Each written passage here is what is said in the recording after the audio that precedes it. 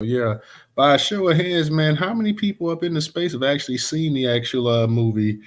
They clone Tyrone. I don't know if any of you guys seen it. I don't want to give too many spoilers just in case. Well, okay, DJ, I know you seen it, Ray. Okay. So a couple people seen it up in here and whatnot. So definitely, like I say, it was definitely a good movie, man. Like definitely a very good movie. We're gonna touch up on it tonight. Like I said, we're gonna touch up on a number of things up in the space as well too. I felt like, hey, we need to have a space with a decent amount of topics tonight. So we'll cover because so much been going on lately. Shout out to my people that's coming in YouTube. For everybody that's coming over there to YouTube, make sure you go ahead and like and share. Subscribe to the actual channel, comment as well, click the notification bell because YouTube is definitely not sending out notifications. Make sure if you are subscribed that you are still subscribed so they can go ahead and take you off of being a subscriber as well too. Ray, go ahead and I'm gonna go ahead. We're gonna go ahead and get it in, man. Because like I said, we got a bunch of different topics we're gonna be touching up and on. I'm probably in the what's up, Nightfall? I see you over there in YouTube land. Yeah, we're gonna be getting it in today. Go ahead, Ray. What's going on, everyone? So I actually watched the. So it was one sometime this week. I think it was like Sunday or whatever. Really good movie, man. A lot of like crazy references in the movies, man. If you haven't seen it, I would say it's a mix between Pootie Tang, Get Out, Undercover Brother, and Groundhog's Day. That's probably the best way I can describe the movie, man. I don't want to really give away too many spoilers, but I was gonna ask Tyrone did they catch the references that they made to Michael Jackson? Because there was a couple of Michael Jackson references if you really paid attention to it. Because you had a bunch of white guys with afros, working in these underground layers, and they were all listening to, "Don't Stop Till You Get Enough," and a couple of the Michael Jackson songs, and just little references like that. And I want to see anybody else catch them. They had a bunch of different things up in there, man. Bunch of different references that was up in the actual movie as well too. So yeah, they had so many different things up in there, man. They were on point with a lot of different things. So we gonna touch up on that. I want to go ahead real quick, man, and we're gonna get up on these other topics so we can go ahead and get in that. Y'all know how we do in the space. Once we go ahead and touch up on it, feel free to go back and conversate on anything that you want to. But I want to lead off with the situation with LeBron James' son, Bronny James. Very very scary incident. We heard the news today, but apparently this happened Monday. So I want to go ahead and touch up on I want to touch up on Bronny James real quick. Like I say, and prayers and thoughts with that young man. I hope he can make a full recovery and he can go ahead and his dream. He's enrolled at USC to play basketball. So hopefully that young man can go ahead and fulfill his lifelong dream. I know he has dreams of playing in the NBA, even playing alongside his father. So let me go ahead and touch up on this real quick. We're gonna touch up on our articles, and then guys, we're gonna touch up on the we're gonna touch up on that They Clone Tyrone movie as well too. Like I say, if you have not seen They Clone Tyrone, make sure you go ahead and check that out. Check it out this weekend, check it out tonight, but definitely check it out soon. This is from Black Sports Online. It says update on Bronny James' condition after he suffered a cardiac arrest while working out. LeBron released a statement. Thoughts and prayers go out to the James family while they're dealing with this difficult time. Hopefully, Bronny will make a full recovery. LeBron James' son, Bronny, was rushed to a hospital after suffering cardiac arrest during a basketball workout, TMZ Sports has learned. A James family spokesperson tells TMZ yesterday while practicing, Bronny James suffered a cardiac arrest. Medical staff was able to treat Bronny and take him to the hospital. He is now in stable condition and no longer in ICU. We ask for respect and privacy for the James family, and we will update the media when there's more information. LeBron and Savannah wish to publicly send their deepest thanks and appreciation to the USC medical and athletic staff for their incredible work and dedication to the safety of their athletes. Sources with direct knowledge tell TMZ Sports a 911 call was made at 9:26 a.m. Monday from USC's Galen Center, the venue where the team plays and practices, and the 18-year-old Hooper was taken by ambulance to the hospital. Our sources say it was a code 3, meaning the ambulance lights and sirens, which signifies the seriousness of the emergency. Bronny was unconscious when he was transported to the hospital. It appears the medical staff at USC saved his life. Bronny is a rising talent in his sport. He recently committed to the Trojans and is expected to end up in the NBA. Bronny was a McDonald's All-American during his high school senior year, and LeBron has expressed his desire to play alongside his son in the league. In fact, Bronny also followed his dad's footsteps and competed in the slam dunk competition at high school showcase in March. Thoughts and prayers once again go out to the James family and praying that Bronny has a full recovery and they're able to figure out what caused him to have a heart attack at such a young age. Very, very scary, scary indeed. Such a young man having a heart attack, 18 years of age. I want to touch up on this because I've been seeing a lot of people, and I know people, they've been saying that USC mandates that I guess that the student body takes the COVID vaccine as well too. So a lot of people were suggesting that hey, maybe the vaccine may have played a part in Bronny potentially having this health issue with his heart. I know this is definitely no joking matter. Thankfully, USC was able to go ahead and think fast and get him there because apparently it saved his life. So, that would have been so tragic. 18-year-old, barely 18-year-old man, passing away. So I'm glad that they were on their P's and Q's and they were able to go ahead and get him the medical attention that he desperately deserved. I'm hoping that Bronny can make a full recovery. Like I said, I'm hoping that he can resume his basketball career. Just gotta kind of wait and see exactly what's going to happen. But like I said, I've been seeing a number of posts today, and a lot of people have been talking about the COVID vaccine and USC mandating that I guess the student body takes it. People wondering if the actual vaccine or booster, whatever it might have been that that they had to take, if they may have played a part in it. I'm not a medical professional, so I can't say whether it did or it didn't. I'm just hoping, you know, I'm just hoping that the young man makes a full recovery. I know they had to send quite a scare to his parents yesterday. We heard about it today, so thoughts and prayers to Bronny. Just wishing the best for the young man and just starting his career out, just in college. He's a freshman this year in college. The plans from what everybody expect for him to maybe play a year or so and move on to the NBA. Like most of these guys that come to college now, they're one and done, which means they play 1 year and then they leave. You have to be 1 year removed from high school in order to actually play in the NBA. So that's the thought. LeBron James, I think is kind of trying to hang around a little bit longer as well, too, seeing if he could potentially play alongside his son. First father and son duo to actually play alongside each other would be quite a feat. So definitely just thoughts and prayers to the James family at this point in time as well. If anybody wants to speak on that real quick, let me know. If you guys want to touch upon that situation on Bronny, let me know. If not, we're gonna move on to the next topic because like I said, we're gonna be getting it in tonight. We got 4 different topics we're gonna be covering, and once we get it in, you guys feel free to go back to what you want. Go ahead, DJ. You got it. Shout out to everybody coming in YouTube land as well, too, guys. Make sure you share, subscribe, like, and comment. Click the notification bell if you're in YouTube. So make sure you share, subscribe, like, and everything else that you need to do on YouTube land. Go ahead, DJ. Nah, just real quick or whatever. So LeBron did say that him and his whole family is vaccinated.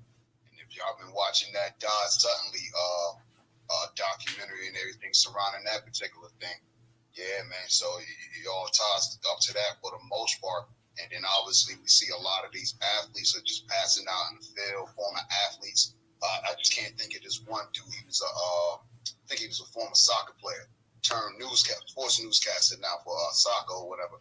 He passed out doing a news interview on live television. Yep, you know what I mean, on the field and everything. So this stuff is serious, man. And they talking about another COVID wave or whatever the case be. So you better start locking down your houses and keeping your immune systems boosted up. But go ahead, though. And don't forget, like we talked about one time before, back in the 90s, you had a number of players and stuff in the NFL and a couple guys in college basketball, pro basketball, had some heart issues and stuff like that. And, and pretty much it killed them. So it's definitely something that they have to monitor. Make sure that nothing is too strenuous from at this time. We know basketball is the type of game is a lot of cardiovascular and everything else as well. So definitely want to make sure that he is complete healthy before he goes out there on that court again. Because I remember you had Reggie Lewis die in the 90s playing pickup basketball with the Celtics. You had Hank Gathers at Loyola Marymount. You had a couple football players and stuff. So just make sure that you're 100%. And I'm sure LeBron will definitely do that. Go ahead, Brother Moku. You got it. Yeah, definitely my cousin Reggie Lewis, right truck. Yep, he died on You in the matrix, bro. You in the matrix, Moko. Yeah, every word you're saying is going robot. You low. I didn't hear him as a robot, but he was low. You there, Moko? All right, can you hear me better now? Yeah, you still kind of low, but go ahead. Yeah, I don't know why I'm low. I don't know. Maybe it's my phone, but I was saying that, Reggie Lewis, that was my cousin, and he did. Yeah, you are in the matrix. You Down. you are you are in the matrix. He's right. Come down and come back up. Okay, while Moku was coming up back up, let me go ahead and get into this next article. It's up. All the articles tonight are up in the actual jumbotron. This is from Black America Web. Let me go ahead and let Moku get up in here real quick. All right, brother Okay, Moku, maybe this is better. go ahead. Yeah, go ahead, bro. Yeah, I don't know. My area is kind of bad, but I was just saying, Grant with Newstoter, yeah, he's absolutely right. I remember that time when my cousin passed away, and it was real odd.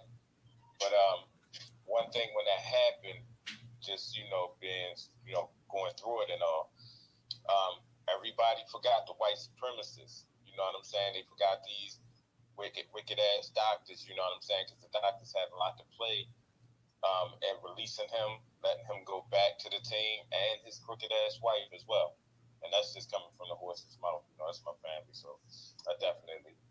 You know what I'm saying? When I'm saying it's like straight from the horse's mouth. So it was a lot that had to do with that. But what we had to realize, especially when we fuck with these sports, these sports took the place of lynching. You know what I'm saying? Back in the days. So they're not gonna have our best interest even in playing these sports, even though they betting on us and we playing on their teams and all that. When we make $1 million, if we making $1 million, best believe the owner is making 100 times more than that every time we play. So they don't really care about the health of our brothers and sisters out on these courts, running up and down. They just cash cows to them. So shout out to LeBron's son. I hope he does recover. I'm not really a basketball, football, soccer, any sport fan. I haven't watched sports in probably close to 20 years now. And yeah, hell yeah, 20 years. Matter of fact, this year, 20 years. Last time I watched the game was in 2003 when the Ravens went to the Super Bowl. So with that, we definitely got to watch the medical apartheid that's going on because they look at us as delectable Negroes. They look at us as food. I'll land there. All right, thank you, brother Moku. You go ahead and touch up on this. I know everybody heard about the situation with the ex-Obama chef that ended up drowning. So we want to go ahead and touch up on that. Now, this guy is actually the second chef that actually drowned. I posted another article earlier today, but there was a chef that actually worked for George W. Bush and worked for Obama. He actually drowned as well too. Was it maybe about 10 years ago or something like that as well too. But this is the second chef that actually passed away. This one here, the other one wasn't considered foul play, anything like that, and I guess they're still investigating this one here as well too. So you go ahead and touch up on this. This is from Black America Web. It's up in the jumbotron, curated on the Newstoter.com platform. The unfortunate discovery of the body of former White House chef Tafari Campbell confirmed his death on Monday. Confirmed death on Monday. Tafari Campbell, 45, was best known as one of the chefs who brewed White House honey ale beer while President Barack Obama was in office. This brew was memorable as he used honey from Michelle Obama's famous South Lawn Garden and left an impression on everyone. After their turns, Obama decided to hire Chef Campbell. After they left the White House, the Obamas shared in a statement. Tafari was a beloved part of our family when we first met him. He was talented, sous chef at the White House, creative and passionate about food and his ability to bring people together. In the years that followed, we got to know him as a warm, fun person who made our lives a little brighter. When we were when we were getting ready to leave the White House, we asked Tafari to stay with us, and he generously agreed. He's been part of our lives ever since, and our hearts are broken that he's gone today. We join everyone who knew and loved him, especially his wife and his twin boys, and grieving the loss of this wonderful man. Campbell is from Virginia native and was visiting Martha's Vineyard at the time of his passing. President and Miss Obama were not present at the residence at the time of the accident shared by the Massachusetts police. The search for him began after authorities received reports of a missing paddle boarder on Sunday. Campbell's body was found shortly after 10 a.m., recovered from the Edgartown Great Pond by Massachusetts State Police divers. The divers made the recovery after Campbell's body was located by Massachusetts environmental police officers deploying side scan sonar from the boat. Police also said Campbell was found approximately 100 feet from the shore at the depth of about 8 feet. He survived by his wife and his two twin boys. Our deepest condolences to this man and his family, his wife, and his kids. Very unusual. He drowned and basically they were saying 8 feet of water. And I saw somebody post something, and I don't know. I saw somebody post something where they were showing this dude swimming and stuff. So I don't know. Like, I don't know exactly what happened here. I don't know if that video was a real video, not everybody either. So I can't comment on it. But I heard people were saying, well, here's a video where he was swimming and this and that or whatever, trying to say that this didn't add up. Like I say, I don't know. I don't know if that video was an actual credible video that people put out online as well, too. So let me just go ahead and say that. I don't know if that video was actually authentic or not. Go ahead, DJ. Yeah, shout out to Nightfall on YouTube. Obama don't miss, man. So what did this young man see? You know what I'm saying? And just to speak to the 8 feet of water, you could drown in that type of water too, man. If you don't got, know how to swim properly, or, can't hold your breath underwater for whatever the reason. But if you say you saw a video of him, swimming before, just safe to say he can pretty much survive in 8 feet of water. That's what I'm saying. I don't know how real that video was either, so I just wanted to put that out there too. Right. And then obviously, he was paddling inside of a lake area, so it could have been like a riptide type of current, or we have been having some weird extreme weather lately. You know what I mean? The water is no different from the heat. It get extreme when it feel like it. So, just bless up to that brother, and rest in peace to him, and bless up to his family, man. And, obviously, I'm with the conspiracy theories. You know what I'm saying? He saw something. Just couldn't get the Russia bastard up, night drop. You know what I'm saying? Couldn't get the Russia bastard up. You know what I'm saying? All righty. Let me go ahead and touch up on the our last article, and then, like I said, we're gonna touch up on the actual They Clone Tyrone movie as well on Netflix. Good movie, guys. If you guys have not got a chance to catch that, definitely go ahead and catch it. Let's go ahead. And I know everybody, this has been a discussion for the past few days that we heard about the monument they're supposed to be building for Emmett Till. So let me go ahead. This is from the Chicago Defender, also curator on the Newstoter.com platform, also up in the Jumbotron in case you guys want to retweet it out or whatever, click it or read it. On Tuesday, first President Biden to establish national monument honoring Emmett Till. On Tuesday, the 82nd anniversary of Emmett Till's birth, President Joe Biden will sign a proclamation establishing the Emmett Till and Mamie Till Mobley National Monument in Illinois and Mississippi. The new monument will protect and uplift spaces that tell the story of Till's abbreviated life and racially motivated murder, the unjust acquittal of his murderers, and the activism of his mother, Mamie Till Mobley, who courageously brought the world's attention to the brutal injustices and racism of the time. This monument will be located at 3 separate existing sites in Illinois and Mississippi, including Roberts Temple Church of God in Christ in Bronzeville, the historically black neighborhood on Chicago's South Side, where thousands gather to mourn and bear witness to Till's death in September 1955. The monument in Mississippi will include Graball Landing, believed to be where Till's mutilated body was pulled from the Tallahatchie River. The third is the Tallahatchie County 2nd District Courthouse in Sumner, Mississippi, where Till's murderers were tried by an all-white jury and acquitted. The Emmett Till and Mamie Till Mobley National Monument will be President Biden's 4th new national monument since taking office in 2021. The designation reflects the Biden-Harris administration's work to advance civil rights and commitment to protecting places that help to tell a more complete story of our nation's history, a White House official said. In the last few years, various parties have made concerted efforts to raise awareness around Emmett and his mother's story. In April, Argo Community High School and Summit, Illinois, unveiled a life-size bronze sculpture of Till Mobley, a former student. Inscribed on that sculpture is Till Mobley's famous quote, which concerns her consequential decision to give her son an open casket at his funeral. Let them see what I've seen. Her anguish decision to allow her son's mutilated body to be displayed in such a manner at his funeral drew the world's attention to the cruelty of the American racism. Till Mobley's decision is one of the most pivotal moments that galvanized the civil rights movement. So yes, they're erecting this monument.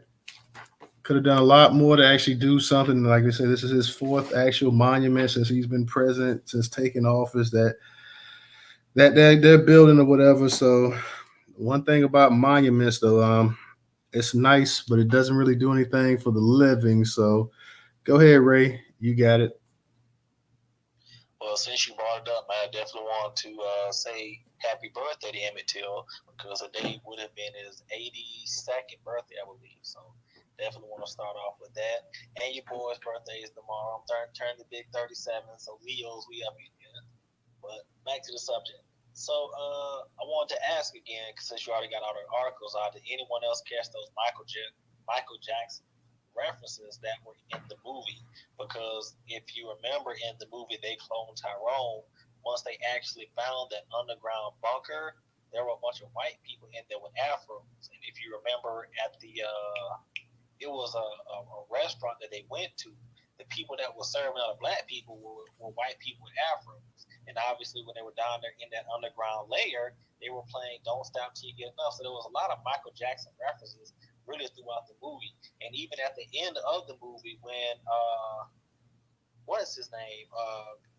The main character, when he was talking to his older self, if you look in the background, you will see Tyrone. No, that wasn't Tyrone. Tyrone was the.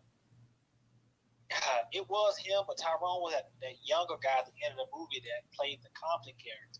Yeah. Because he even says, Tyrone, ain't that you on the TV right there? The main character that John Boyega was playing, and that was Fontaine. Fontaine. Right. Thank you. I cannot think of his name. Fontaine. So yeah, it's just very weird, like all those little Michael Jackson references that they had throughout the movie. And even at the end, if you remember when young Fontaine, when they got shot, was talking to older Fontaine, if you look in the background, he had some black people in tubes. And if you look at it, it literally goes from turning them black to white at the end. And it talked about, we want to do a simulation rather than get annihilation.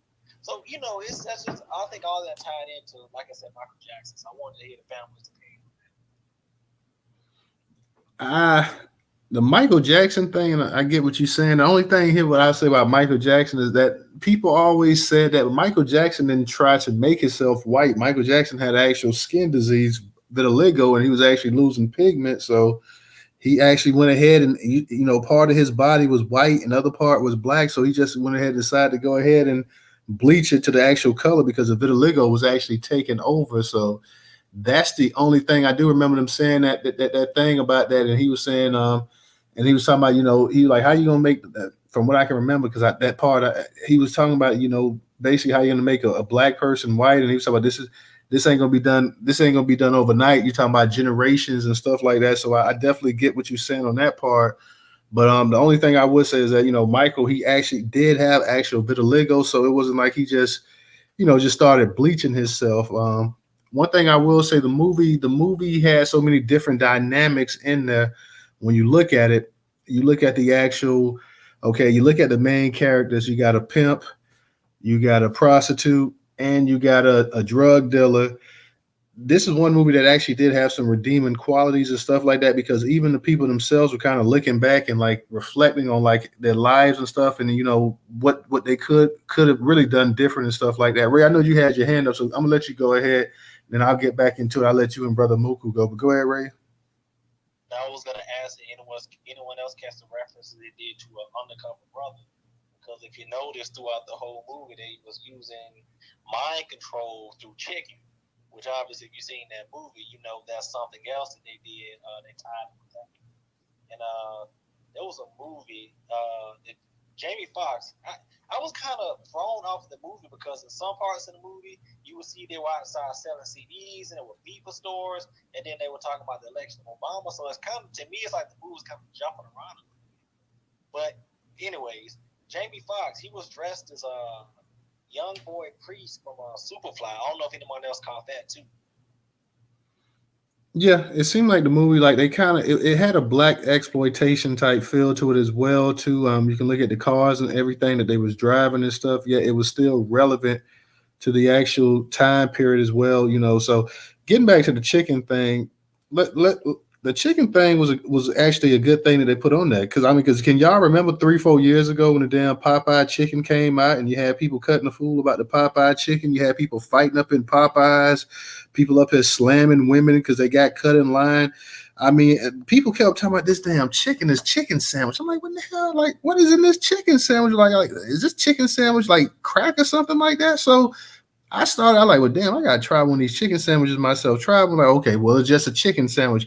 I didn't see what all the commotion was about. People were talking about that damn Popeye chicken sandwich, like like it had came from the heavens or something like that. So I thought that was actually a pretty good I thought that was actually a pretty good comparison how they made that movie because, like I say, 3-4 years ago, especially at the height of the pandemic and stuff like that, people were cutting. I mean, they was just cutting up about a damn chicken sandwich. Like this was the first chicken sandwich that the world has ever eaten before. So I thought that was a damn good comparison right there. And unfortunately, like I say, we had a bunch of you had men up in some of these Popeyes, power driving women and stuff in these damn Popeye chicken places. I couldn't believe that. Go ahead, brother Moku. Yeah, thanks for letting me speak news, Tyler. I'm gonna say movie. I'm actually looking at it now, and it definitely in the beginning, if you remember, two two guys was talking about definitely Michael Jackson and Tupac. He was like, "Yo, I seen Tupac down at the store," and he was describing him. He was like, "He looked just like him," and he was like, "So I see a lot of references, especially with the food and the chicken up here in our area, in the DMV area. We got hip hop chicken, and they use that same type of powdery, like lemon powder, and we call it crack powder. You know what I'm saying? And it's crazy, but you only can buy it at Hip Hop Chicken. It ain't a hip hop fish and chicken, is it? Yes, Oh, we yes. got one down here Hip too. Hop Chicken. Yeah, it is everywhere up here. So I definitely see, but it's just not like with just Hip Hop Chicken. It's like that with all the fast food. I mean, you can see the. I just think this movie was uh, profound and in the same sense is really dangerous because this is a movie showing four basic points. One is that white supremacists are definitely more informed about racism, white supremacy, more informed than the victims. That's one. Two is white supremacy definitely will make the victims, and this is their code. This is their code. They will get in trouble by not doing this. White supremacy makes the victims feel like they are the smartest about what's happening to us. That is their code. And number four is right here should show you, this movie should show you that the last place you take your loved one or yourself, if you love yourself, is to the goddamn doctors. You gotta stop trusting these goddamn Western medicine doctors. I mean, I know that's what we were brought up on, and some of us that's all we know. But it's other ways, and it's information that's privy to us now. So once you know better, you better do better because if you don't, you will become a zombie. And number four ties right into my zombie word. They're showing you by with this movie that they already have human zombies. They already know how to make you a zombie. By the music that they play, the BPMs, all this stuff matters. We I suggest that we really need to pay attention to all the hidden messages in this movie because they really not hidden, but a lot of this movie is showing us that if we don't get out our fucking feelings and start being laser beam focused with our fucking words, like with this trans shit, if we don't start calling this sexual confusion and start constantly yelling out the meaning of justice and getting into the mind frame of practicing it, doing it, you know what I'm saying, and stop celebrating progress, we gonna be just like this fucking movie right here. Because it's already headed there, and a lot of people will say we already there. And my last point, and I'm gonna land after this is artificial intelligence versus natural intelligence. That's all this is. This is white supremacy wanting computers to do all the work because they lazy and they know that we reincarnate. We the only ones that refuse to look at the logic. We reincarnate. These white supremacists know that. That's why they trying to stop it. That's why they trying to stop anything that's natural, aka spiritual, and trying to push everything that's religious, aka unnatural. There's no goddamn way that no woman can have a baby without a man. And that's the basis of goddamn all these religions. So it's telling you, this movie telling you, you need to stay out the fucking hospitals, you need to stay out these fucking clubs, and you definitely need to stay out the biggest club in the world, the goddamn church. I'll land there. All right, all right. Let me go ahead, DJ. I know you. Go ahead, and then I get to Ray. Go ahead, Ray. You go ahead. Because we all talking about the same thing, you know. They clone Tyrone. But also for real quick, for anybody in the room that wants to come up and y'all want to speak, because even though we talking about they clone Tyrone, but if there's any topic that you guys want to talk about, Bronny James, the Emmett Till Monument, the Obama chef dying, come on up here and speak. Like I said, because we're talking about this, but y'all know the space is always open to talk about the topics of the night. So definitely feel free to come on up here. Don't feel like, well, I'm changing the topic from what everybody's talking about.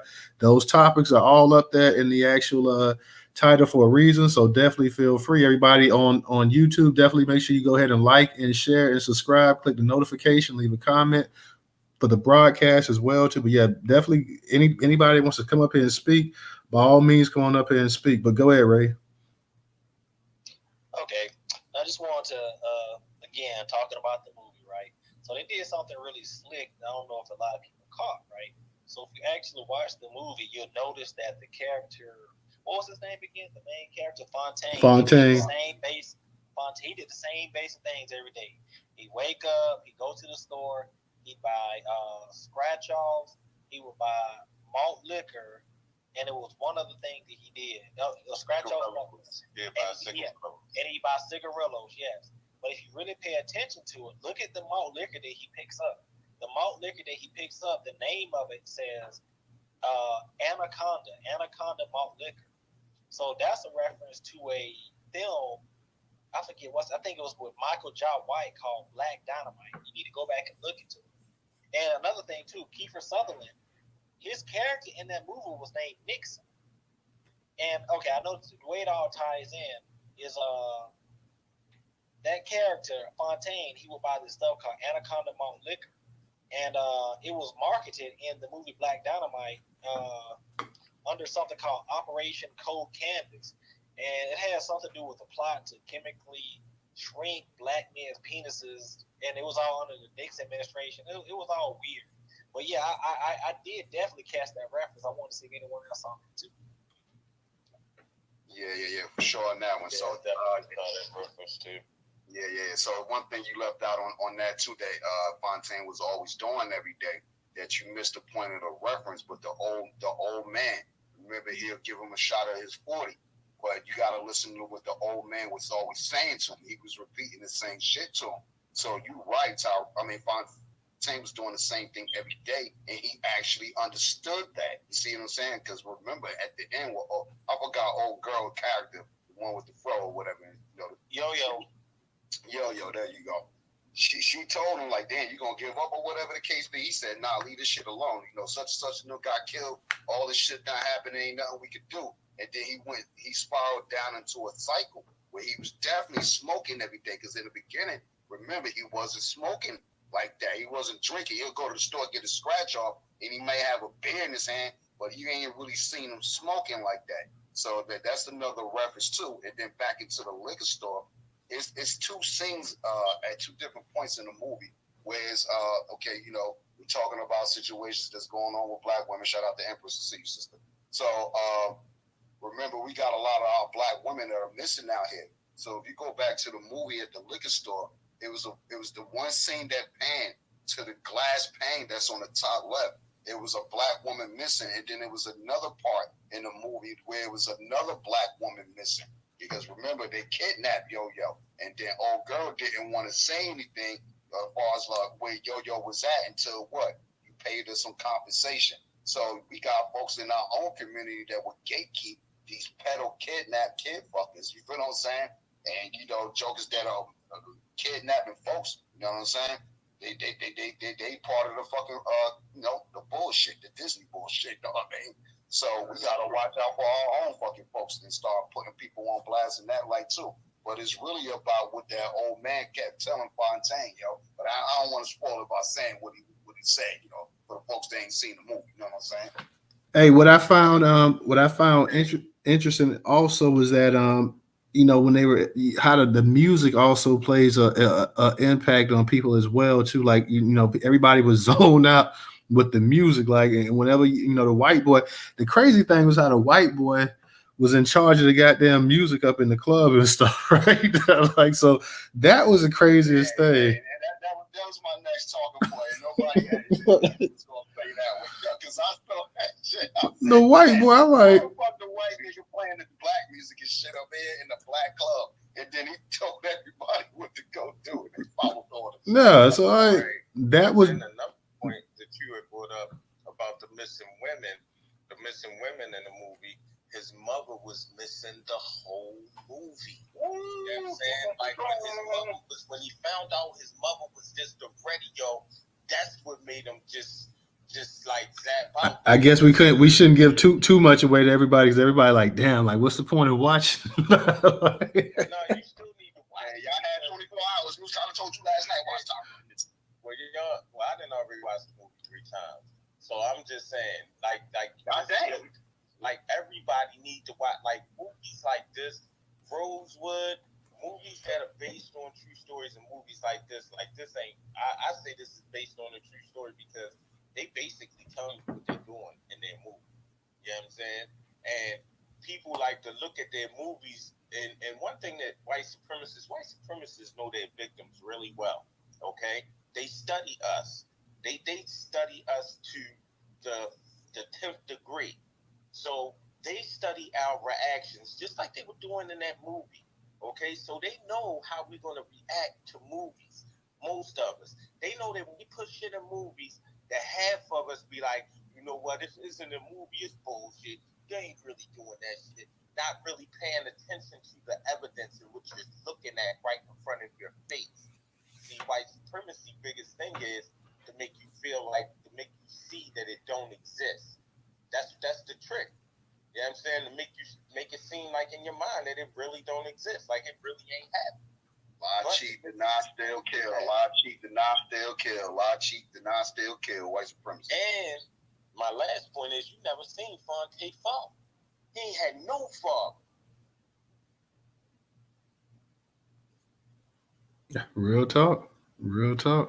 Go ahead, Ray. And anybody else, like I said, anybody else in the space as well. And guys in the space, make sure y'all tweet the space out as well, too. We want to go ahead and get some people up here because, like I say, we got some topics tonight. Even though we're talking about the they clone Tyrone, I intentionally went ahead and read the actual articles out. So in case anybody wants to talk about how they feel about the actual situation with Emmett Till and the monument, if you feel like that's just a gigantic complete diss to the black community, come on up here and talk about it. Talk about Bronny James and the situation of that young man. Talk about the actual the Obama chef. Like I said, this is not the first chef that actually died. That you had a chef that died some years ago as well too. So, but they didn't rule his death as anything like foul play, anything. So definitely come on up here and speak. Y'all know that the microphone is open. If you want to go ahead and add into the actual They Clone Tyrone movie as well too, go ahead and definitely come on up here as well too. Go ahead, Ray. talking about that girl at the beginning of the movie, because at the beginning of the movie, she pulls up in her car, and there's I guess a dope boy or somebody that pulls up trying to sell her a CD at the beginning of the movie. If you pay attention, that was the same girl who was underground being experimented on, and she was also the same girl that was on all those wanted posters that were throughout the whole movie. And if you pay attention at the end of the movie, once they concoct their brilliant scheme to break everyone out, she is also the same girl that's hooked up with her family on the news. So they really tied that in good. I definitely want to say that too. I definitely want to say that. And one more thing I want to add about the movie that I noticed. Obviously, the older Fontaine and the younger Fontaine was talking towards the end of the movie, and they was talking about it's better to be assimilated than annihilated. If you pay attention to the golf carts that they're driving around on in the movie, the golf carts, they had something on it that said something to the notion of, we need to win the race of the future. So obviously, they're talking about the white race. And obviously, the older Fontaine, he was talking about, what he was talking about, it's better just be assimilated into whiteness and for black people to be annihilated. So I just want to see if anyone else caught that reference too. I'm gonna tell you because I seen it one time, so I definitely need to go back and actually view it as well. Normally, movies I like to see movies a couple times because you always miss something the first time you see it, and I know I missed quite a bit of stuff. Nonetheless, it was still a good movie.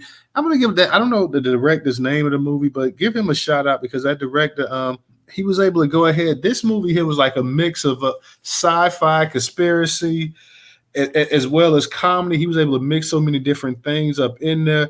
You had the some of the things that we look at people look at as black behavior. Some of the stuff is what you may consider like stereotypical because he had they had the grape juice up in there. You had the people with the lottery tickets. You had the going to the church. Everybody in the church. You had the chicken.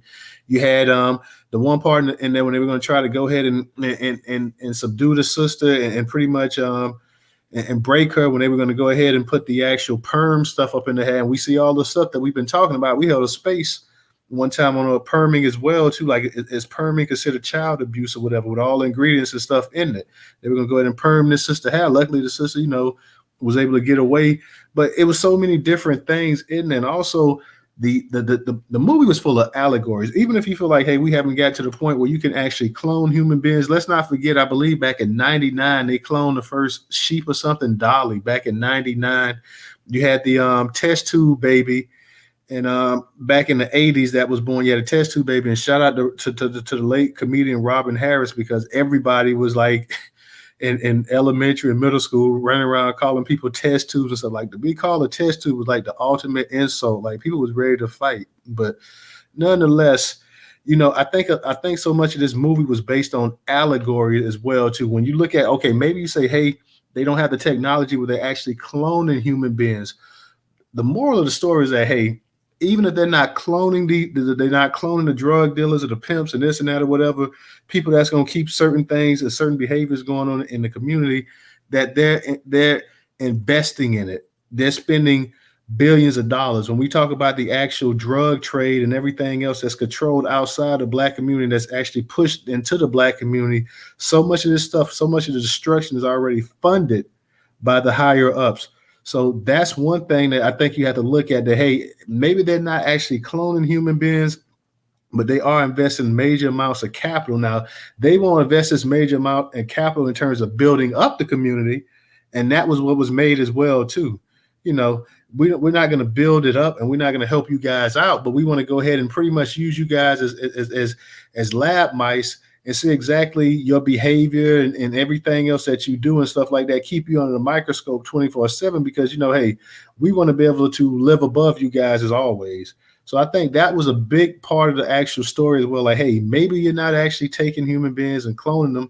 And I know you got a lot of people, fortunately, thank goodness Jamie Foxx was able to get back into good health, but you had some people online too with the conspiracy. Oh, that's not Jamie Foxx. That's a clone and this and that or whatever. So shout out to Jamie because he was able to go ahead in nice little response. He's like, hey, I'm not cloned, but check out, they clone Tyrone or whatever, like nice little promo that he used and whatnot. So, I think the movie hit on so many different points and stuff like that, that a lot of these actual secret places that they had in the ground and stuff like that, like you say, at the places that we go to so much at the actual club and at the church and at the actual liquor, the little corner stores and stuff like that we spend so much money on and stuff. Not only that, these folks, they look at our spending habits. They know exactly how much money black folks spend on fast food. They know how much we spend on tobacco and alcohol. They know how much we spend. They keep an actual watchful eye on us to know our spending habits and everything else that we spend as well too. So we constantly been watching. I think that was the actual point of it as well too. Kind of like that what was that one movie, the Truman Story? And I didn't watch the Truman Story, but everybody told me about it. Like basically this dude grew up on TV or whatever, like almost like an experiment. It's like almost in the world we live in today with all the cameras and this and that, and even that we got so much of the cameras and the actual electronics we use, whether it's our phone, whether it's our computers, whether it's the actual TV, who's spying on who's watching what, that you have a whole network of spies out here. We talk about the CIA and the FBI and this and that, but these people are not only spying on foreign entities and stuff, they actually spy more on their own people than they do people abroad. They actually worry more about us than they actually are the Russians and the Chinese and this and that, because hey, they feel like the actual destruction of American society is not going to come from abroad, but like any other time, it comes from within. When you look at all of the mega empires you had throughout history, corruption and this and that or whatever, greed, all of that stuff, it fosters the actual demise from within. So they're looking at it that way as well too. So we're constantly, like I said, that movie was on time right there. I have to go ahead and give it that. The actual director, the way he did it, or the director, I should say the writer as well too. The way they actually put this together, the writer, the producer, the director, the way they came together, the way they were able to spin it with nice little comedy and make it fun and this and that at the same time, have a message behind it where, it wasn't too militant, it wasn't too pro-black, it wasn't too this, too that, or whatever. But at the same time, people that you watch that movie like, oh, okay, yeah, I can definitely go along and agree with this. And I think most black people, they look at that movie and they're like, yeah, this is exactly how I feel anyway. So let me go ahead and just let me read a comment real quick before I kick it back to Ray and Brother Mooku, because Nightfall, he's got a couple comments. He was saying, if Bronny survives this and gets a draft, do you think Adam Silver would do like his predecessor and block the Lakers from getting him, just like they blocked Chris Paul from being traded there? That's a possibility. But I would think that it might be a good PR for the league if they have father and son playing together. Perhaps force Bronny to play for one of the worst teams in the leagues just to spite the Lakers. That's always a possibility. Says, one thing I know for sure, and so do white people, regardless what they say, our movies make money hand over fist. Yes, yeah, our money, the movies we do make, they can say that we don't have the wide reach and this and that or whatever, but that movie that they put out, a lot of people are watching that movie on Netflix. A lot of people like it. I've even seen white people also giving their reviews. A lot of these white movie critics giving their reviews online, and a lot of people, I've seen some white people saying that this is one of the best Netflix movies they've seen in a long time as well too. So like I say, shout out to them. The cast was good. John Boyega, Jamie Foxx, I believe the girl's name is Tayana Paris, the one that played Yo-Yo. Like they all meshed together. They all worked together, and it was a nice cast. And they really did their thing. So I got to go ahead and give them that as well too. But Ray, Brother Moko, I'm not sure who's next, but like I said, either one of you guys can go ahead and speak on it. Also, anybody else in the space, y'all don't be shy tonight.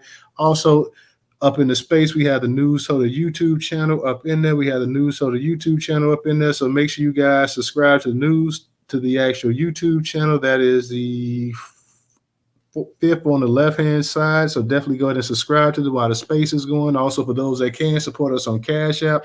$Newstoter, $Newstoter. Newstoter is the largest Black-owned, Black American news media curation platform today in America. Once again, Newstoter is the largest Black-owned, Black American news media curation platform today in America. If you do not have Cash App, we have the Venmo and PayPal up in the Jumbotron. I definitely want to get some of our people to come up here and speak on it as well, too. Like I said, that's why we packed it full of topics tonight as well, too. So like I say, pick your Now I ain't gonna say pick your poison, but pick whatever you like to go in on, and we definitely for it. So definitely, guys, come on up here. We want to hear you because brother Muko and Ray, DJ, we getting it in, but we know there's something that you guys may want to speak on as well too. So definitely come on up here and talk about it as well too. But go ahead. I believe it's Ray. If it's not, I'm sorry. But go ahead, Ray. I was just gonna say, since we were talking about the hair care products and stuff affecting Black women, I put up in the jumbotron a study that was done by the Harvard staff.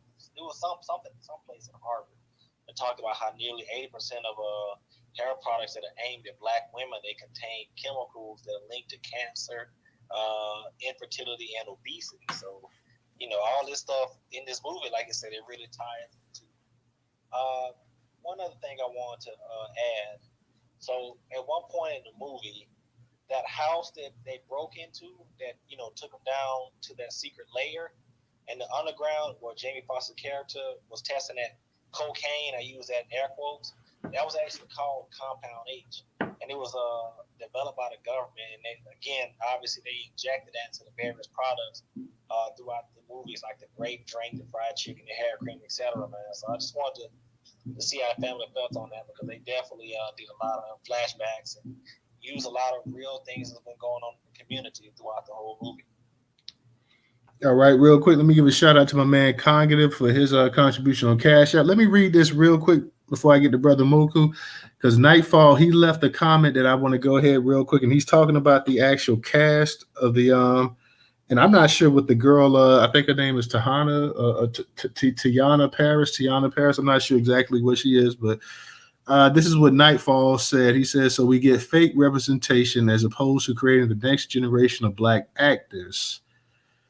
He says, "To me, the only sad part of this movie is that it is filled with so many foreign-born Blacks playing Americans, playing Black Americans."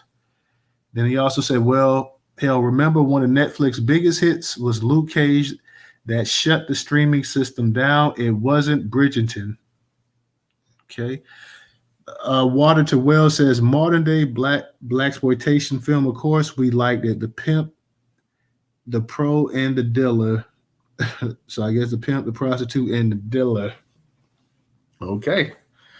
But I think Water to Well, you have to also look at the actual ramification behind it, because if you look at the actual movie, the pimp, the prostitute, the actual dope dealer were actually pretty much, let's be for real, and that that's not excusing anything. They pretty much were products of the environment. The people was pumping. If you look at the movie, the way they actually had everything set up, you had to be spending to have the kind of system that these people had. I mean, let's be honest. If you're talking about cloning people or whatever, you're not talking about billions of dollars. You're not talking about hundreds of billions of dollars. You're talking about tens of trillions of dollars. So you would have to have that kind of system in place.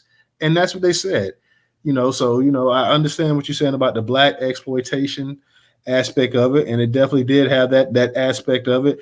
And it lets you know that the actual movie itself lets you know exactly why it had that actual aspect of it as well, too.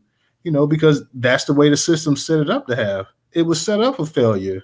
It was set up to prop up a certain demographic of Black people to go ahead and keep mayhem and confusion and chaos in the actual in the actual community. So I mean, the entire subject of the movie is letting you know that. Like, I mean, it's no surprise on that as well too. So you go ahead and get to go ahead, Brother Moku. Yeah, and this movie was definitely showing that how white supremacy refines itself. You know what I'm saying? They even go underground to refine themselves now. To whereas, you had the Django and the slave master at first, and the slave master making the slaves fight against each other and all that. So now they are technically doing it. You know what I'm saying? Like they're refining their techniques, is what I meant to say. The second thing I wanted to say was the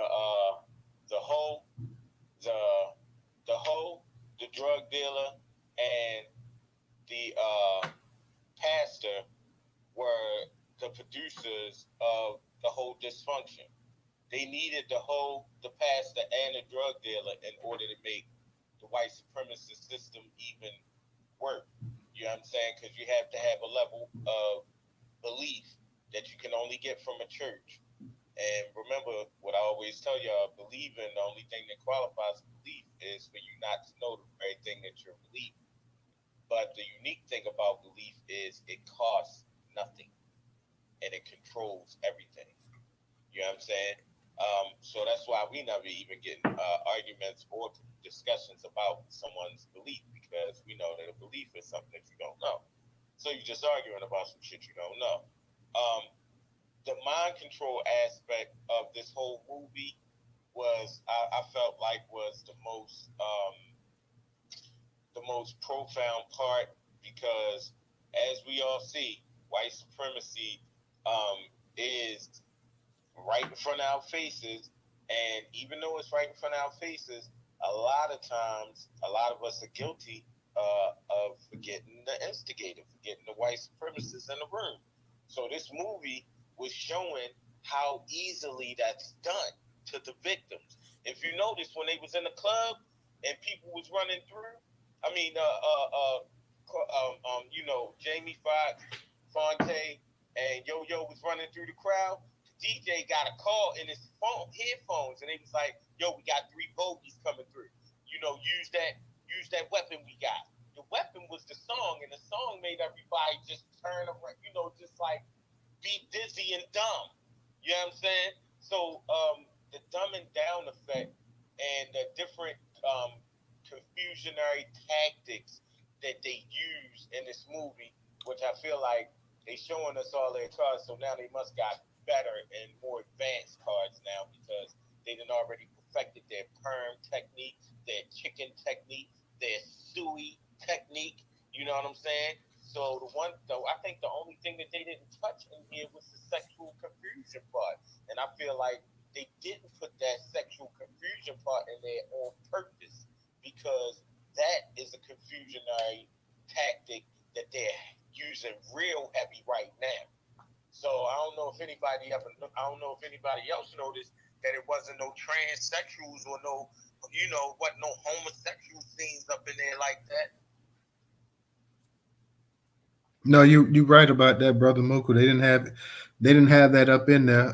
So I will say this right here: the way it ended, I wouldn't be surprised if we don't see a sequel to this. The way that movie ended, and we saw how they was going to the next chapter of it, whatever. I would definitely I wouldn't be surprised in 2 years from now or 3 years from now we don't actually see a sequel of this as well too. So definitely keep your eyes glued. Go ahead, DJ.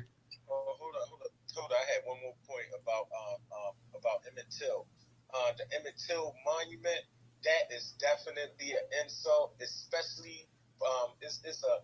I think that the white supremacists purposely got Biden to do that, because if y'all do your homework on Biden, Biden was at the foot of one of the most racist politicians in United States history, and that is Strom Thurmond. Strom Thurmond was the most racist.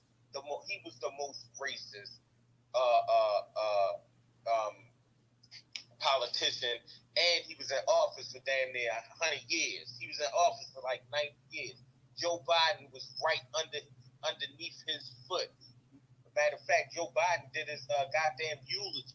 You know what I'm saying? So I think this shit was a real insult. I'm with you, Toad and Ray, on that. I think that's a real insult, and to put it like they paying homage to his mother or honoring him or his mother, I feel like this is just a big ass trophy for white supremacists to keep doing their shit.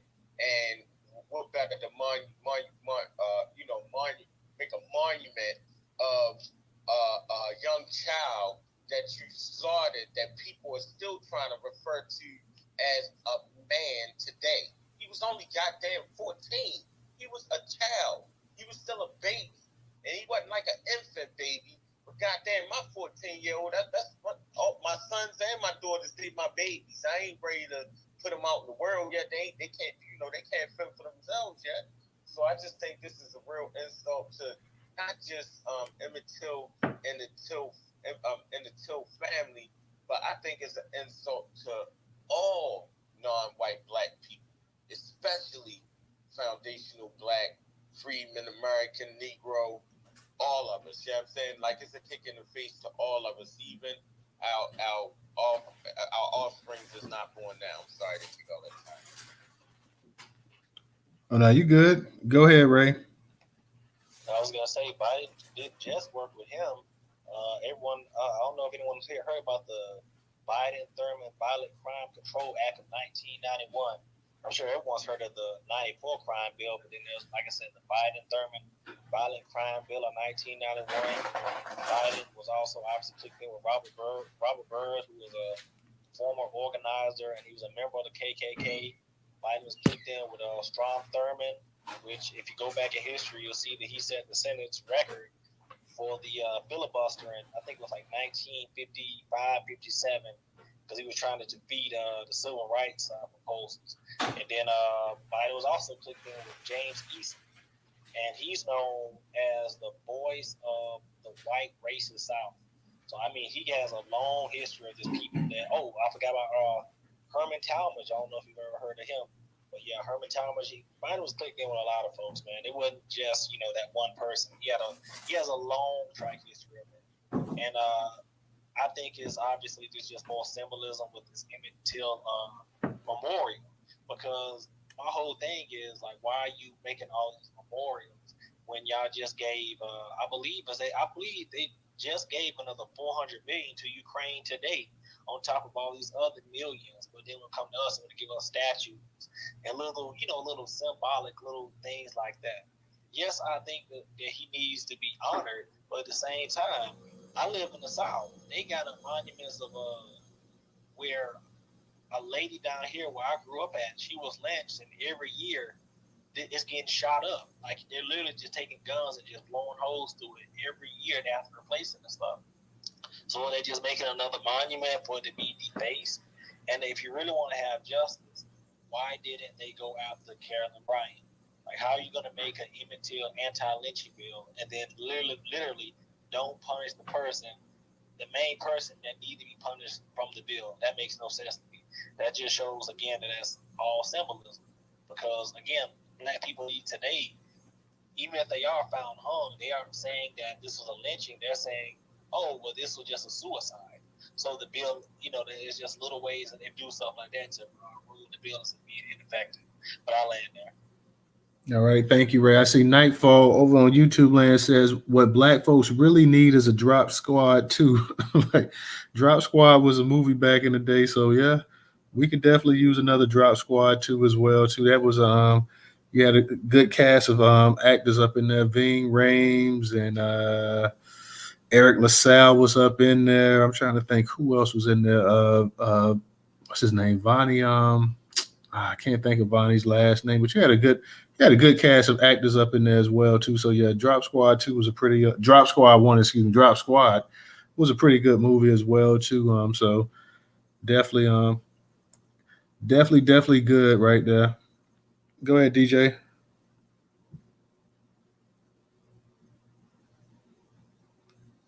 Yeah, man. So what you call it or whatever the case be, back to the movie Tyrone or whatever they call Tyrone. So the one main thing that we forgot to mention in the very beginning, he was utilizing little nephew, you know what I mean, to go snitch on the dope boys. You know what I'm saying? Yeah. So like I said, I'm bad with movies and names in movies for some reason. So good looking out, right? So Junebug, he was the neighborhood little tattletale and shit, and it was Fontaine was using him, to go put in work on the dope boys and shit. So if you remember what you said his name was, Nixon or whatever, Kiefer Sutherland or whatever, he said, like you said, Newstoter, we doing all this to keep y'all down or whatever the case be. So going back to where Fontaine finally actually understood that he was a clone, or he got shot up or whatever, that he was going through a down spiral. That's the situation we actually go through as black folks. We have these situations, where we know we're being ostracized. You know what I'm saying? And then we just kind of just try to put it on the back burner and forget about it, and and just let it fuck with us in that type of light. You know what I'm saying? So hopefully we go all get off get up off the slump or whatever, get off the couch, get off the depression, and learn how to be Fontaine at the end. You know what I'm saying? Not when he was going through a slump and shit. You know what I mean? And then obviously, we do got folks in our community that get these little June bucks because they know they ain't got no father, no mother. You know what I'm saying? Back to that, Mocha, where was June Buck's father and mother at? Why you out here running with Fontaine? You know what I'm saying? And then another reference that we failed to realize is the food reference back, not just when they was eating food at the chicken spot. Little June Bug kept drinking the little Capri Suns. I want y'all to look up Capri Suns when they spoil you. Look that up right now, because I don't want to mess nobody Capri Sun wave up. But I had to stop drinking them joints once I found out how they spoil you. You know what I'm saying? What it looked like. You know what I'm saying? So if y'all buy Capri Suns or the little pouches or whatever, stop eating and drinking that stuff. And remember, that's all Junebug was drinking. He wasn't eating no food. He was just drinking straight up Capri Suns the whole damn movie. And then he even gave Fontaine one, if you remember, because remember Fontaine was mad. And then little Junebug came, hey, what's going on? And the father like, get the fuck out of here, little nigga. I'm pissed right now. Shit, oh man. But with the Fontaine, dude, man, give me your juice, nigga. You know what I'm saying? And he started drinking, and then what happened? Fontaine started laughing, yo. See that? Remember back to the chicken, like, oh, this shit in the chicken. Why everybody laughing? Fontaine started laughing with Junebug, because it's in the juice too. You know what I'm saying? Go ahead, though. Yeah, what I want everybody just to take away from is the context of what the actual movie was about. I know we're talking about the actual characters, and we mentioned that. And shout out to Nightfall. That was Bondi Curtis Hall, who was a good actor. I couldn't remember Bondi's last name, but Bondi Curtis Hall. He was on that movie Drop Squad. He was actual leader on it. But like I say, Drop Squad was a good movie. But the movie, understand the actual, the implications of what the movie's actually talking about. Yeah, we're talking about the certain type of people in the community that you would like to get rid of, but at the same time, these people are being they're being backed financially. They're being supported. You can go ahead, they can pump money into that. You always talk about black we talk about black business and we talk about black unemployment. They're not putting the same type of resources in there as they are in terms of trying to see the actual black community come down. Black Majority State just put an article. He put an article out there, and he said, and NBC News says Chinese scientists have successfully cloned 2 monkeys, breaking a key barrier to cloning humans. So shout out to Black Majority State for putting that article up there as well too. That's in the actual chat. But yeah, he put that article out there. So I mean, the cloning thing, we don't know. We don't know exactly what's cloned at this point in time. They very well could have some people around here already that's been cloned. That's scary as hell to me. That you actually clone a human being. It's scary as hell to clone monkeys. I don't like the fact that you're cloning any animals. Period. To me, that's scary. So. It's even worse if you actually start cloning people around here, soulless people around here with no damn soul, and you're cloning them as well too. So, like I say, and we know from the 90s that they cloned a damn sheep or a goat or whatever it was. Dolly, I remember, was like the first sheep that they cloned or whatever back in 99 or 98. So they've been doing this for over 25 years that we know of. Very well could have been doing it for 50 years. Who knows? But the point of the matter is that technology is here. Some of these movies and stuff like that, like I said, that we laugh about, oh yeah, that's a good movie and stuff like that. Sometimes people are just giving us game or whatever. So I wouldn't doubt it seriously if some of this stuff is already taking place. I see my man Black Pressure's up here. So Black Pressure, what's going on? It's good to have another speaker come up here as well too. So Pressure, what's up? Hey, what's up, Black fam? Who knows, right, DJ? What up? What's up? What up, bro? What up? Hey, man. I want to pose this question. I want to mute up and I want to listen to the responses. The movie was awesome.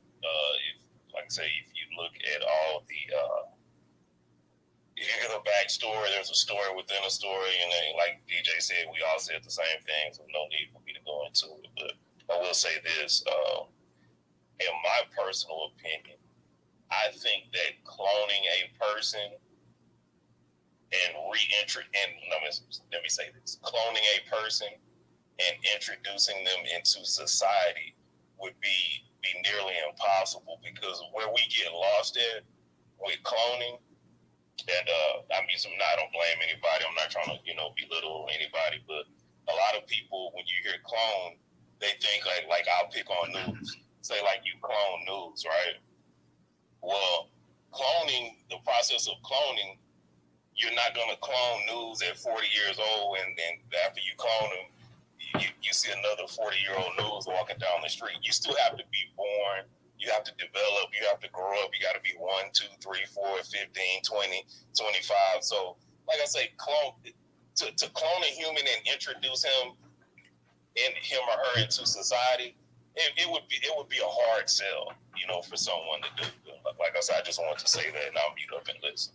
But Pressure, what happened if they clone you from the time you were a baby? They got somebody in there to raise you and to spoon feed you information, bring you up in society where they can pretty much tutor you, this and that. You're right. Like, just to go ahead and clone me or clone you, anybody else up in here at 40 some years of age. Well, yeah, that's not going to be. But what if they clone a younger me and they can, and we know the way they tap you and they know your experiences and stuff, they can go ahead and they can start feeding you similar experiences and everything else like that. Just basically raising you almost. You think that's possible? That's a great point. That's an awesome point. But let me give you this illustration. Like I said, I'll mute up and I want to hear what everybody has to say.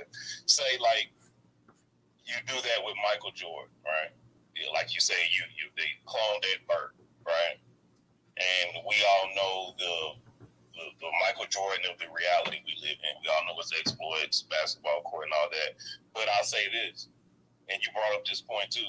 Say the other Michael Jordan you clone, there's no guarantee he would be even interested in sports. There's no guarantee he would have the same athletic ability as, like I say, the Michael Jordan of the existence we know of. Like that, I was just saying it would be a hard sell, regardless if he's done at birth or you waited till someone was 15 or 16. It would be a hard sell for that clone to be introduced in society and just live a normal life. You make a great point there, and I definitely can understand what you're saying because, like you say, you can clone the person and you can get all of this and that or whatever. But, Michael Jordan, and let's say even if you had the actual athletic ability, is that person going to have the drive like Michael Jordan had and everything else? Exactly. And yeah, so I understand. Michael Jordan got cut from his high school basketball team, and that just made him more of a beast than what he was. So, yeah, I can understand what you're saying on that part there. But I just don't like the fact that they cloning things like that. It's just, that's crazy. You're cloning monkeys, and if you clone it, these people, because even Black, I'm gonna get to you. Let's not even look at a Jurassic Park as just an actual damn movie. If a lot of these folks could actually clone damn dinosaurs and bring them back, they would. Why would you bring something as tall as a goddamn skyscraper around here to go ahead and start tearing people apart? But they would actually bring these things back here, and all hell be breaking loose. So that's the issue I got. Go ahead, Black. I know you got your hand up. What's going on with you tonight? Hey, what's going on? Oh man, so I want to run the gamut of the title. They are planning to clone mastodons, I believe. Woolly mammoths. I think they have a plan to bring that back. I'll find it and put it down in the chat. That is true. That's very true. Yeah, so Bronny, unfortunately, it was the jab, and I prayed for him. If I was his father, I would not let him participate in sports. They are wealthy enough. He can become a brand ambassador or something of that nature, but I wouldn't risk his life to emulate his father. That would be my position on that. Emmett Till Monument is symbolism, but it's very disrespectful because there was no justice, out of the situation, and then the woman ended up passing on, so she didn't get any justice in this life.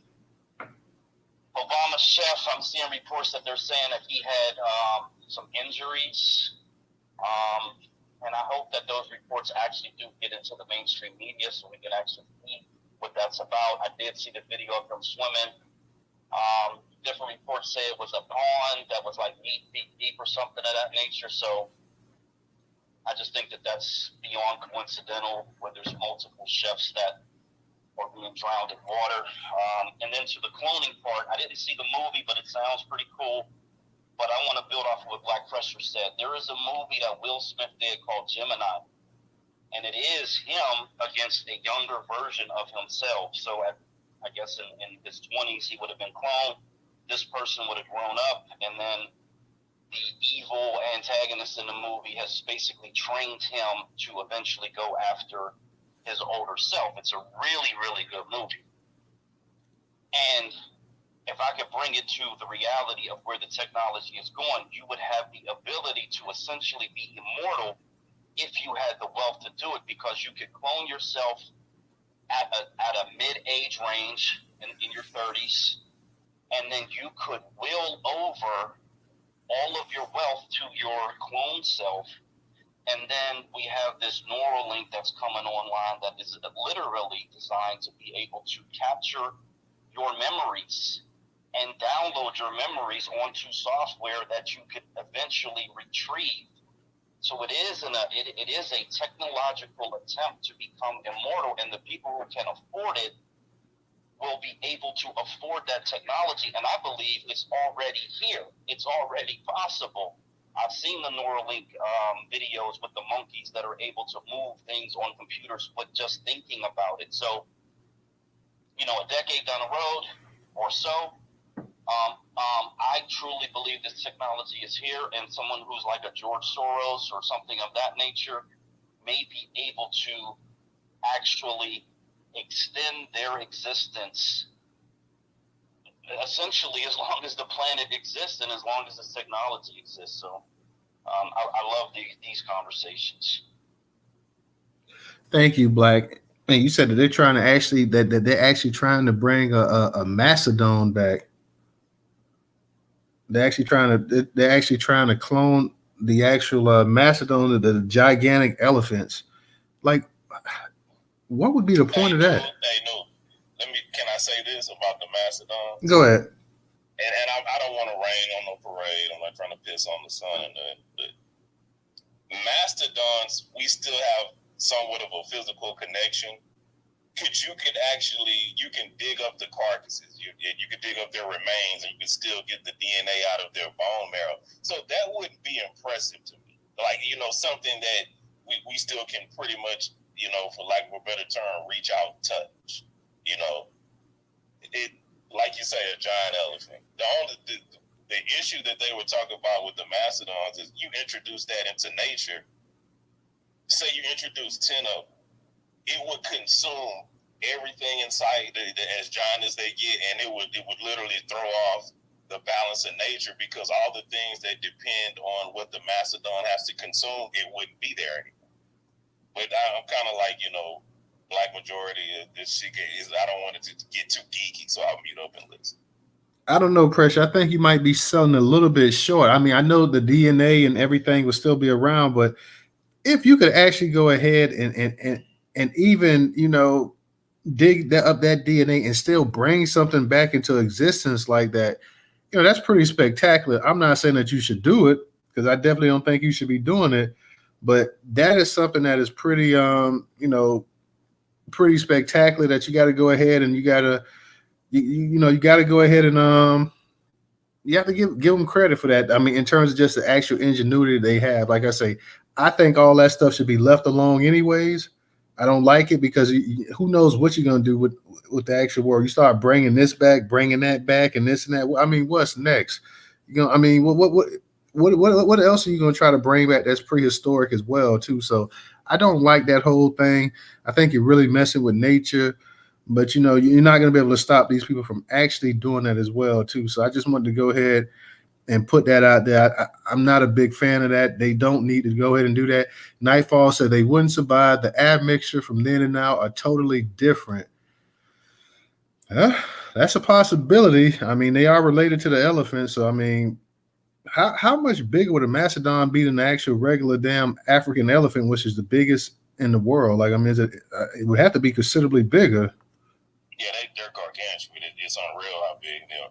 Also, too, to reference what Black majority said, I'm not sure if we're talking about the same guy, but I think we might be talking about the same guy. The same guy that said that he was privy to them trying to bring back the mastodon.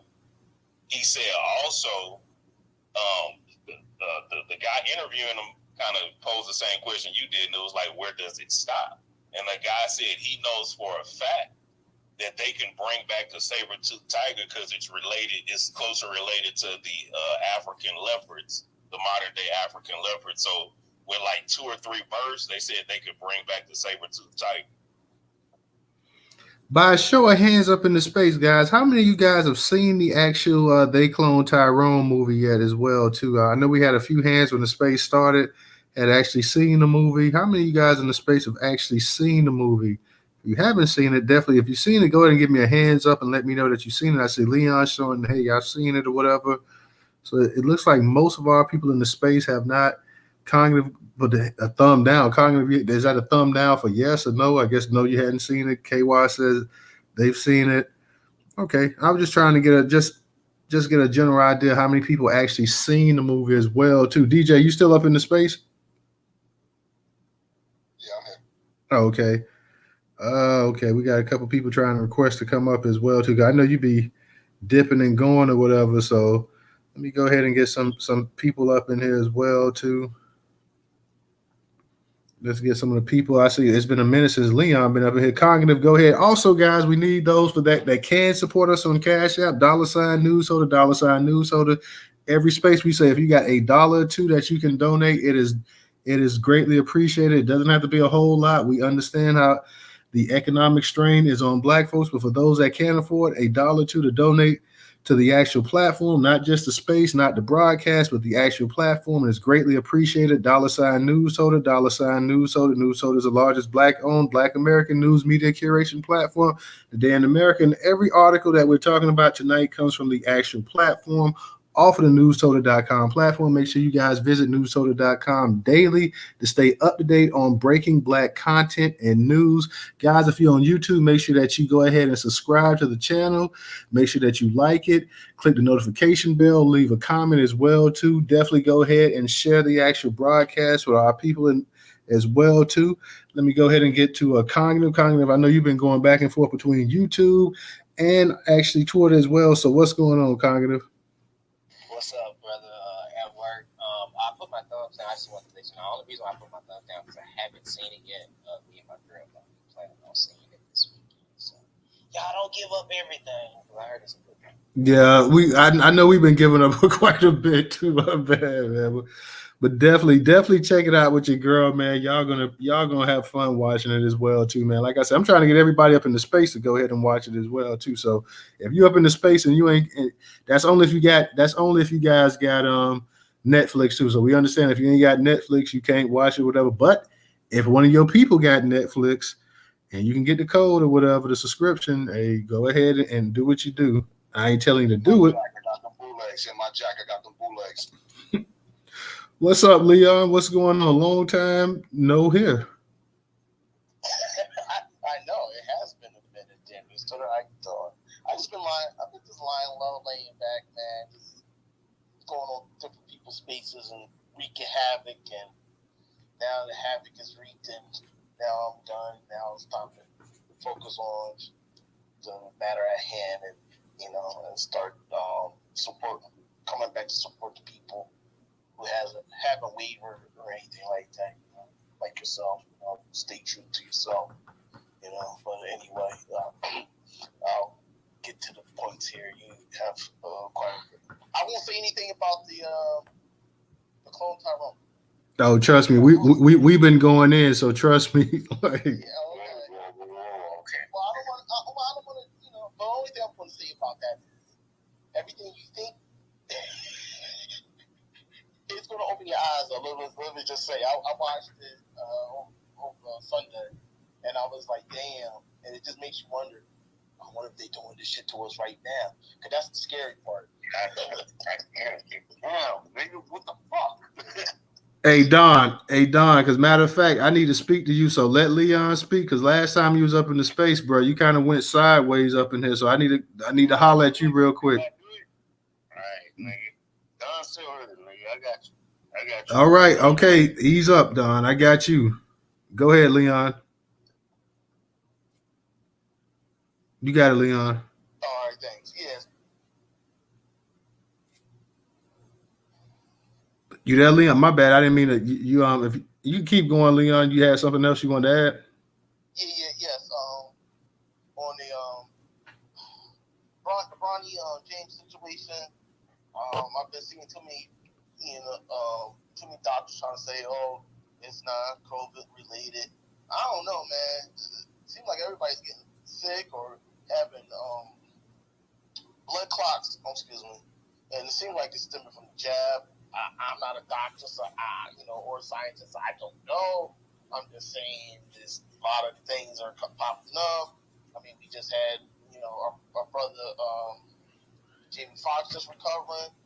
We had hell of blood clots. And then now we have Deion Sanders going through blood clot problems as well. Both of them did receive shots. So I don't know. 1 + 1 together. The Emmett Till monument. Honestly, no to the monument, and not because of Emmett Till. It's just, I think what the president's doing is very disingenuous. It was his administration, his DOJ, that closed the case of Emmett Till, so they could not bring justice to Kelly Bryant of arresting her ass like they should have. So I'm a little against that whole Emmett Till monument thing. I think it's just a disheartened gesture what's going on right now. And Obama chef, foul land. All right, appreciate that, Leon. Appreciate that, Leon. Let me give a shout out real quick to Nightfall and to Maya. Thank you for your contributions on Cash App. Now, Don, last time you was up in the space, I believe DJ kicked you out because you end up calling Wilson a bitch up in here. My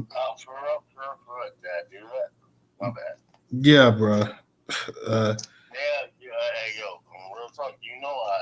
I'll come back and say my bad. That's meant. Okay.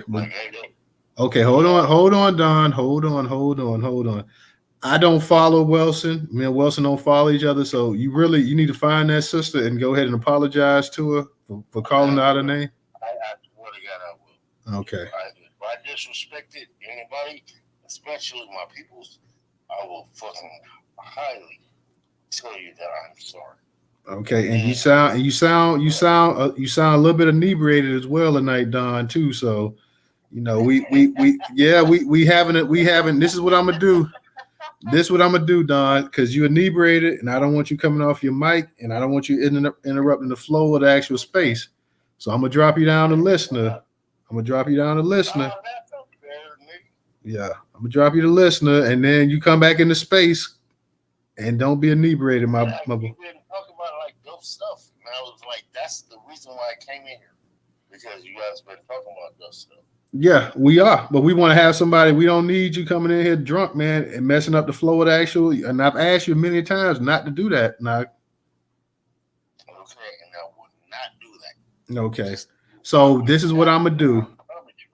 I got you. So tonight we're gonna put you as a listener until you apologize to that sister.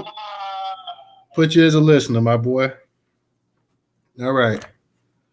So, okay. Let's go ahead and keep the flow going. No, Don is my boy and everything, but like I say, that he kind of went sideways in that other space. So, shout out to my man Don. Definitely. I rock with you, Don, but we don't want to have it like that flowing up in the space as well, too. So I see my girl No Taxation up in here. I see Freeman up in here. I see my girl Re-Raw up in here. I see Miss Stephanie up in here. I see a whole bunch of y'all up in here, man. Y'all ain't trying to come on up in here and get up on this microphone tonight. Everybody want to act brand new tonight, but okay, I got you. But no, man, we've been having a good conversation, though, y'all. We've been talking about the actual movie.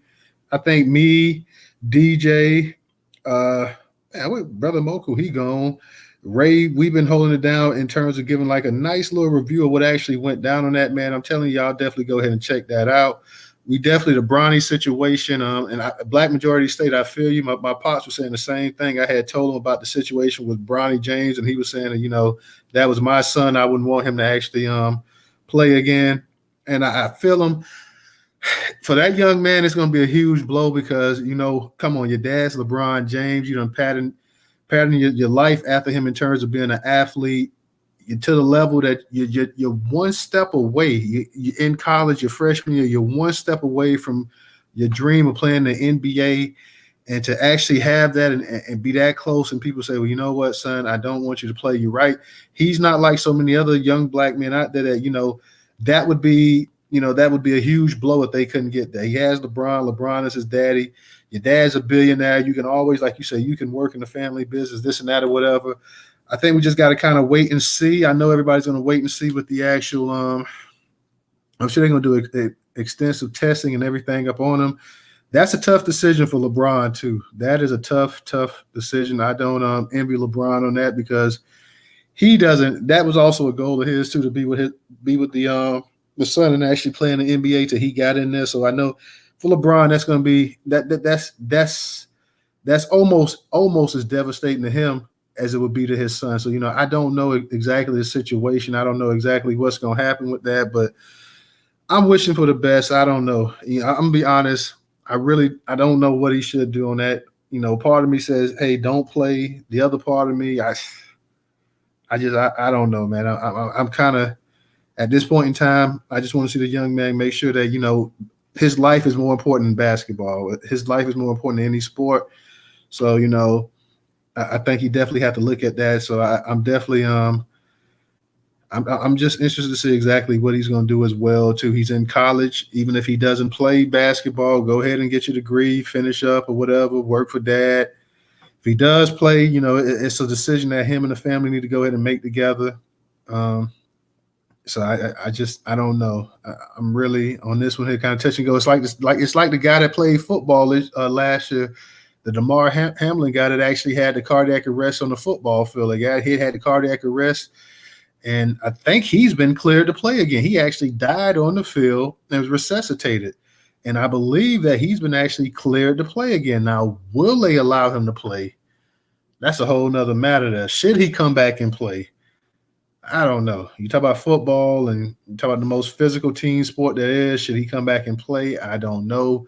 I'm sure that he probably could get a job up in management or something, maybe even commentating on some of the football games. Another tough decision. The thing with Emmett Till, of course, you already know how I feel about that. I just feel like this is just, when I said that in a space or two before, this is pretty much just setting up the Biden campaign run again. This is going to be one of his things that he's going to talk about. I guarantee you, one of his achievements that he's going to put up there. He's going to talk about the Ketanji Brown Jackson. He's going to talk about the hate crimes and stuff that he did for the Asians. He's going to talk about this here for black folks. He's going to talk about Juneteenth. This is going to be one of his accomplishments that Joe Biden is going to talk about as well. The Obama chief, like I said, I don't know about that. The Obama chef, I don't know about that. We do know, and Black, you posted as well, and I posted an article earlier that this is the second presidential chef that's died in the past 10 years or so. The gentleman, I believe, that used to work for George W. Bush as well as Obama, he died before as well too. A lot of people, you're talking about the circumstances behind this. Like I said, somebody posted a video. I did not check the whole video out. I don't know how authentic it was, but people were saying that this guy could actually swim. So I don't know exactly what's what. I don't want to sign off on it because I don't know. But people were trying to say that, hey, he could actually swim as well too, trying to signal that it may be something other that meets the eye as well too. So definitely want to go ahead and go in on that as well. So, and of course, y'all know how I feel about the they clone Tyrone. Definitely a lot of allegories in that movie about the black community, and not only black community, but by government control as well too, because it's talking about the black community, but it's talking about the actual power structure that controls the black community, what black people are basically allowed to do, and the microscope that black people are under in this country as well too. And the movie, when you think about it, like I say, the director did a great job of mixing in the comedy. You kind of have almost like a sci-fi type feel to it as well too. You got the black exploitation, you got the conspiracy thing going as well too. You got a bit of revolution in it as well. So there's so many different mixtures up in the actual movie as well too. Definitely, if you have not seen it, catch it, watch it. It's definitely a good movie, definitely entertaining. It'll definitely keep your attention as well too. So definitely guys, make sure you go ahead and catch that. Is there anybody else? We're not going to keep the space open too much longer. If anybody wants to speak, definitely come on up here and speak. Anybody has something that they'd like to add to the conversation tonight, by all means, come on up here. We would love to have you. If not, we understand. So I'm gonna let anybody that wants to come up here and speak, come on up here and speak as well. I gotta read this one. I gotta read this one. Black, I saw you posted something. Let me see this. You said a Neanderthal clone would also probably be most valuable. Scientists have already completed a rough draft of the Neanderthal genome. For instance, as most recently extinct member, the Homo genus Neanderthals are widely considered subspecies of humans. Please don't tell me that they're talking about trying to clone a goddamn Neanderthal. Please. Hey, Black, go ahead. Do you are they? I know they're not trying to clone a Neanderthal now. Yeah, that's why I had to speak because the woolly mammoth is more of a hybrid, so they're taking this Asian elephant DNA and they're mixing it with the DNA that they have from the woolly mammoth. So, and yeah, that's really something that stood out as a shocker on that list of 14 things that they think they can bring back. I would assume, because it's all about how much DNA do they have, and whether or not it's going to be a hybrid mix where they are going to obviously have to impregnate a human woman to bring this thing into the world. Man, I mean, we're beyond the point of playing God or anything like that. The science very quickly has gotten to the point where they can manipulate nature on the level of what we would have previously thought only God could do. So yeah, I mean, everything is frightening and scaring, and the science is so far beyond where the laws are at. It's like even in the AI world, it's so scary if you really look into how dangerous AI can be, and the laws are not keeping up. And it's really this so-called moral compass that we all know all these people don't really have. So I got to assume all of these things are already in existence somewhere in some dark lab inside of some mountain somewhere, where they're just going through the tests, because the Russians were known to have, buildings full of what they would have called mentally incapable people, people who had physical abnormalities or whatever the case may be. So I got to assume somewhere on this planet, a lot of this stuff's already going on. Thank you, Black. So, out of all the things that we can actually do in this world, we sitting up here trying to clone creatures and animals that's been dead for 10,000 years, thousands of years. We're trying to bring these things back instead of, hey, let's go ahead and get rid of hunger in the world. Let's go ahead and cure cancer and all these other diseases. Let's go ahead and wipe out poverty. But no, we don't want to do that. Let's go ahead and try to clone beasts and animals and stuff that had their time on the planet, didn't make it, are extinct, but we're gonna go ahead and we're gonna bring them back just for the hell of it, not knowing what kind of damn disease and viruses that it may produce by bringing these animals and creatures back on Earth. But let's go ahead and do this anyway. I mean, it's probably a reason that they're extinct. It's probably a reason that they're no longer here on Earth. Time is up. But let's go ahead and bring them back, as if we don't have enough issues and problems already going on in the world. People can barely find work.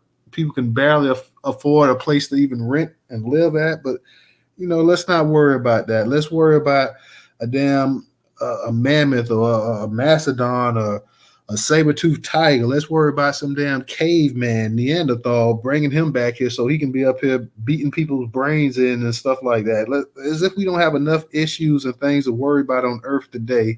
Let's go ahead and make even more issues. We talk about sitting up here having cars flying without people driving and all kind of ridiculous stuff. We're trying to make like a Terminator type society. It just, enough is enough, man. I mean, we won't be satisfied till we actually really truly destroy this planet. And then I guess that's where the whole space exploration falls in the hand in. So once we destroy planet Earth, then we can go ahead and we can do like Total Recall, and we can set up a colony on Mars, and we can live in a damn bubble and everything else. I mean, really, man, when does it ever get enough here? When does it ever get enough? Go ahead, DJ. Hey, the answer is never. They never get enough, bro. So I just wanted to speak on the Emmett Till thing real quick. I disagree with the monument. Not to say we should honor our little ancestor now. So when we had our Secure the Trial rally, right, over here in Newark, we have a George Floyd statue sitting right in front of City Hall on Broad Street. So after our rally was over with, these 3 white Karens walked by, and one of them decided, because, you know, if y'all could Google this real quick, George Floyd City Hall of Newark. You'll see the statue right there just sitting there. So, and he's sitting down on a bench, George Floyd is too, by the way. That's how the statue is. So one of the Karens decided to go up to it, sit on George Floyd's lap, while the other 2 was kikiing ha and taking pictures. So this ain't nothing but more symbolism from the Biden administration, aka the Democrats. So this is why we can't vote for these people. And Obama, well, you already know, Pizzagate. There you go. All righty. Anybody else want to get in there and speak before we get ready to close the space out for the night? If not, we're going to get ready to call it a night. As always, we appreciate everybody coming out to the space, supporting tonight. As always, appreciate the co-hosts, the speakers, the listeners, and all you guys who tweeted out the space as well. Once again, we'll be back tomorrow night at 8 p.m. Eastern Standard Time. So, guys, definitely check us out. Have a good night, and we'll see you tomorrow.